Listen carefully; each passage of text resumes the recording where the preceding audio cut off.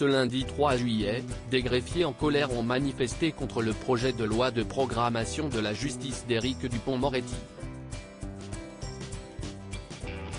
Pour ce faire, ils ont chanté sur un des plus grands tubes de sa compagne Isabelle Boulet, ce qui a provoqué un grand malaise dans l'hémicycle. Ce n'est un secret pour personne, depuis plusieurs années, Éric Dupond-Moretti partage la vie d'Isabelle Boulet. La chanteuse de renommée internationale et le ministre de la Justice se sont rencontrés en 2016 grâce à des amis en commun et vivent depuis une belle histoire d'amour. Celle-ci est toutefois faite de concessions puisque l'interprète d'un jour ou l'autre doit partager sa vie entre le Québec, où se trouve son fils de 14 ans, Marius, et la France, où vit le célèbre avocat. Une relation dont ils n'ont pas honte mais qu'ils vivent en toute discrétion. CST Pourquoi le proche collaborateur d'Emmanuel Macron a été très embarrassé lorsque, ce lundi 3 juillet, des greffiers en grève ont fait référence à la chanteuse dans l'hémicycle.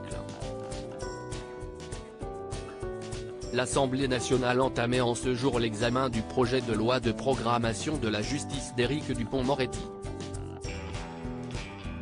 Les greffiers, eux, ont débuté une grève nationale et dénoncent un mépris pour leur profession. Ce qu'ils n'ont pas manqué de faire savoir au ministre de la Justice, notamment par le biais du député LFI Ugo Bernalicis qui s'est insurgé contre une loi de bricolage. CST alors qu'il a commencé à chanter sur l'air de Parle-moi, le plus grand tube d'Isabelle Boulet. Éric Dupond-Moretti ne cache pas sa gêne. Regarde-moi, je ne sais plus comment aimer mon boulot de greffier. Parle-moi, ne me méprise pas, je ne sais plus pourquoi trimer, ni pourquoi continuer, a chanté le député avec plusieurs greffiers mobilisés. Une référence évidente à la relation qu'entretient le ministre avec Isabelle Boulet est le moins que l'on puisse dire, si est-il que cela l'a mis très mal à l'aise.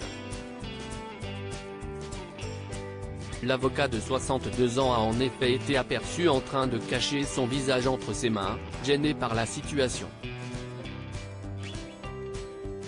Je savais que vous parliez mal, je savais que vous pensiez mal, je viens de découvrir que vous chantez mal, a-t-il réagi après l'intervention du député. Si est sûr, il n'entendra plus jamais le tube de sa compagne de la même manière.